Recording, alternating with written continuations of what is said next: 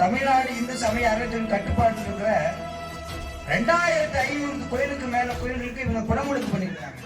நாங்கள் தமிழர் ஆட்சி கொடுக்கிறோம், தமிழருக்கான ஆட்சி கொடுக்கிறோம், தமிழ் நல்லாட்சி கொடுக்கிறோம், எங்க அப்பா தமிழன தந்தை, நான் இக்கிற தமிழனுக்கெல்லாம் அப்பா.